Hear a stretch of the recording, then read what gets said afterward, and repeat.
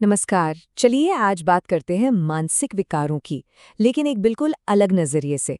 हमारा मकसद सिर्फ किताबी परिभाषाओं को दोहराना नहीं है, बल्कि हम उनके पीछे के सामाजिक, ऐतिहासिक और सबसे जरूरी मानवीय पहलू को समझने की कोशिश करेंगे। तो सबसे पहले एक बहुत ही बुनियादी सवाल, आखिर ये मानसिक विकार होता क्या है? जब हम ये शब्द सुनते हैं तो इसका असल में मतलब क्या है? और ये रोजमर्रा के तनाव या उदासी से मतलब एक दो दिन मूड खराब होने से कैसे अलग है? यही समझना हमारी पूरी बातचीत की नींव रखेगा। ठीक है, तो अगर हम इसकी किताबी परिभाषा पर जाएं, जो विशेषज्ञ इस्तेमाल करते हैं, तो मानसिक विकार का मतलब है किसी की सोच, उसकी भावनाओं को कंट्रोल करने का तरीका या उसके बर्ताव में एक बहुत ही जरूरी मतलब एक क्लिनिकली सिग्निफिकेंट गड़बड़ी। और ये गड़बड़ी किसी साइकोलॉजिकल, बायोलॉजिकल या डेवलपमेंटल प्रोसेस में आई किसी दिक्कत की वजह से होती है। कहने का मतलब ये है कि ये सिर्फ एक बुरा दिन या मूड खराब होना नहीं है, ये उससे कहीं ज्यादा गहरा और लगातार बना रहने वाला अनुभव है।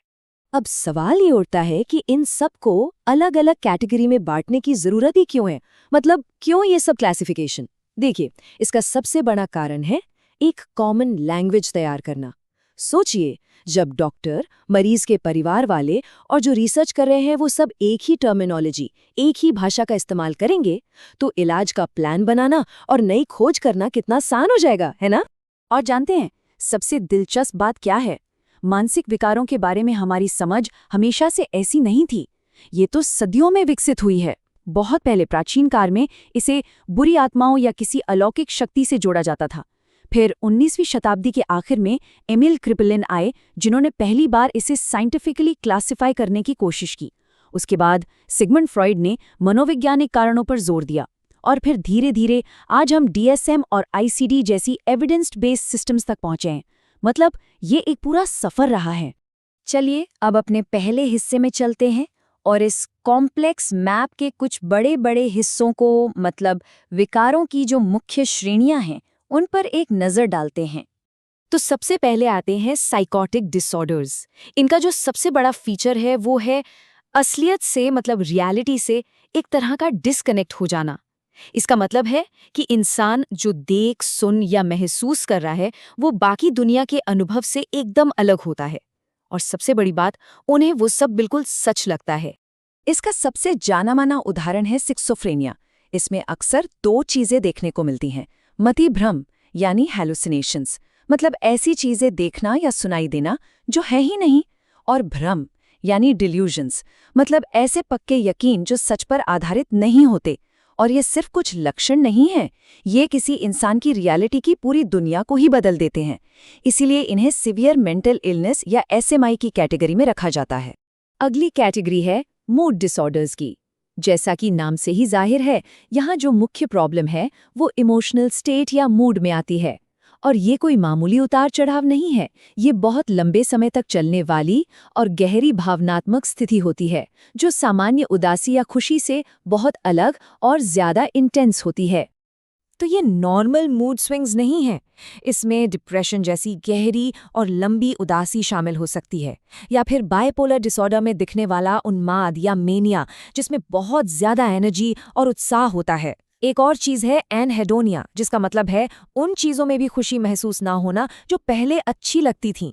जाहिर है ये सब किसी के भी रोजमर्रा के काम, रिश्तों और यहाँ तक कि जीने की इच्छा पर बहुत गहरा असर डालता है।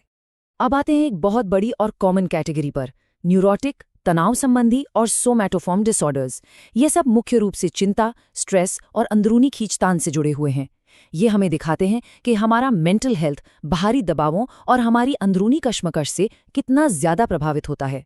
इसमें जीएडी यानी जनरलाइज्ड एंजाइटी डिसऑर्डर आता है, जिसमें हर वक्त चिंता बनी रहती है। पैनिक डिसऑर्डर्स हैं, फोबिया हैं और पीटीएसडी भी इसी में आता है। और एक बहुत ही इंटरेस्टिंग बात, सोमैटोफॉर्म डिसऑर्डर्स। इसमें क्या होता है कि जो मनोवैज्ञानिक परेशानी है वो शारीरिक लक्षणों जैसे पेट दर्द या सिर दर्द के रूप में बाहर आती है। यह दिखाता है कि हमारा मन और शरीर कितने गहरे जुड़े हुए हैं। ठीक है, तो अभी तक हमने बात की अलग अलग तरह के डिसऑर्डर्स की। अब थोड़ा जूम आउट करते हैं और देखते हैं कि इसका असर पूरी दुनिया पर और हमारे देश पर मतलब पॉपुलेशन लेवल पर कितना बड़ा है। अच्छा, किसी बीमारी के असल असर को मापने के लिए एक्सपर्ट्स एक चीज का इस्तेमाल करते हैं जिसे डैलीज कहते हैं, यानी डिसेबिलिटी एडजस्टेड लाइफ ईयर्स। ये एक बहुत पावरफुल तरीका है। यह सिर्फ ये नहीं देखता कि किसी बीमारी से कितनी मौतें हुई, बल्कि ये भी देखता है कि बीमारी या विकलांगता की वजह से जिंदगी के कितने साल ठीक से नहीं जिए जा सके। इससे हमें किसी भी हेल्थ प्रॉब्लम के टोटल बर्डन का सही सही अंदाजा लगता है।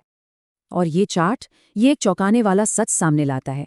जब हम डेलीज के हिसाब से देखते हैं, मतलब विकलांगता के साथ जिए गए सालों के हिसाब से, तो मेंटल और सब्सटेंस यूज डिसऑर्डर्स दुनिया भर में बीमारी के सबसे बड़े कारणों में से एक हैं। ये हार्ट डिजीज और कैंसर जैसी बीमारियों की लीग में आते हैं। इससे पता चलता है कि ये समस्या कितनी बड़ी है और कितनी ज्यादा नजरअंदाज की जाती है। तो ये तो हुई ग्लोबल बात। अब इस तस्वीर को भारत के संदर्भ में देखते हैं। हमारे देश में जो बड़े बड़े नेशनल सर्वे हुए हैं, वो हमें यहाँ की ज़मीनी हकीकत समझने में मदद करते हैं कि हमारी अपनी सांस्कृतिक और सामाजिक परिस्थितियों में क्या चुनौतियाँ हैं। ये टेबल भारत के नेशनल सर्वे के कुछ ज़रूरी नतीजों को दिखाती है, और इसमें एक बात बिल्कुल साफ नजर आती है कि मूड डिसऑर्डर्स, और ख़ास तौर पर न्यूरोटिक और स्ट्रेस से जुड़े डिसऑर्डर्स जैसे एंग्जाइटी और डिप्रेशन यहाँ बहुत ज़्यादा फैले हुए हैं।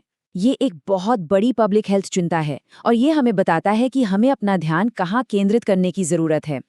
किसी को सिर्फ एक डायग्नोसिस मिलना कहानी का अंत नहीं, बल्कि शुरुआत है। इसका असर एक शांत तालाब में फेंके गए पत्थर की तरह होता है, जिसकी लहरें या रिपल इफेक्ट बहुत दूर तक जाता है और सिर्फ उस इंसान को नहीं, बल्कि उसके परिवार और पूरे समाज को प्रभावित करता है। और इस असर को हम 4 गुना बोझ या 4-fold बर्डन कह सकते हैं। सबसे पहला बोझ तो उस इंसान पर ही है जिसकी क्वालिटी ऑफ लाइफ और प्रोडक्टिविटी कम हो जाती है। दूसरा बोझ परिवार पर पड़ता है, इमोशनल और फाइनेंशियल दोनों। तीसरा बोझ है आर्थिक, देश की इकोनॉमी पर, हेल्थ केयर कॉस्ट और काम के नुकसान की वजह से। और चौथा और शायद सबसे भारी है सामाजिक बोझ, स्टिग्मा और भेदभाव का।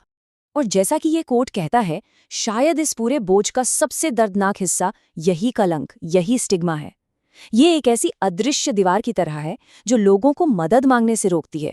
शर्म के डर से, भेदभाव के डर से लोग चुपचाप सब कुछ सहते रहते हैं और जरूरी मदद तक कभी पहुंच ही नहीं पाते। तो इन सब बातों को समझने के बाद सवाल ये है कि आगे का रास्ता क्या है, और इसका जवाब है हमारे नजरिए में बदलाव लाने में। हमें मानसिक विकारों को एक सामुदायिक चुनौती, एक कम्युनिटी चैलेंज के रूप में देखना होगा। इसका मतलब है क्लिनिकल लेबल से आगे बढ़कर इसे एक मानवीय स्थिति के तौर पर देखना। ये सिर्फ एक डायग्नोसिस नहीं है, ये एक कॉम्प्लेक्स अनुभव है जो किसी की संस्कृति, उसके परिवार, उसके समाज सबसे जुड़ा हुआ है। हमें बीमारी के पीछे के इंसान को देखना होगा, सिर्फ लेबल को नहीं। और भारत में इस दिशा में बहुत ही बढ़िया और इनोवेटिव काम हो रहा है। कम्युनिटी बेस्ड इंटरवेंशन, मतलब समुदाय आधारित देखभाल की शक्ति का इस्तेमाल किया जा रहा है। इसमें टास्क शिफ्टिंग जैसा कॉन्सेप्ट है, जहां स्थानीय लोगों और हेल्थ वर्कर्स को ट्रेनिंग देकर मेंटल हेल्थ केयर को ज़मीनी स्तर तक, गांव और छोटे कस्बों तक पहुंचाया जा रहा है। ये दिखाता है कि समाधान सिर्फ बड़े शहरों के अस्पतालों में नहीं, हमारे अपने आसपास भी हैं। तो इस नए नज़रिए को अपनाने के लिए ये कुछ कदम है। पहला, लेबल से आगे बढ़कर इंसान को देखिए। दूसरा, इसके रिपल इफेक्ट को पहचानिए कि इसका असर कितना व्यापक है। तीसरा, स्टिग्मा को खुलकर चैलेंज करिए। और चौथा और सबसे ज़रूरी, ये समझिए कि मेंटल हेल्थ सिर्फ किसी एक की नहीं, बल्कि हम सब की एक साझा जिम्मेदारी है। और आखिर में ये पूरी बातचीत हमें एक बहुत ज़रूरी सवाल पर लाकर छोड़ देती है। अगर हम ये मानते हैं कि मानसिक स्वास्थ्य एक कम्युनिटी का मुद्दा है, तो एक सपोर्टिव और सहानुभूति वाला माहौल बनाने में हम में से हर एक की क्या भूमिका है? क्योंकि ये सिर्फ एक्सपर्ट्स का काम नहीं है, बदलाव की शुरुआत हम सबसे होती है।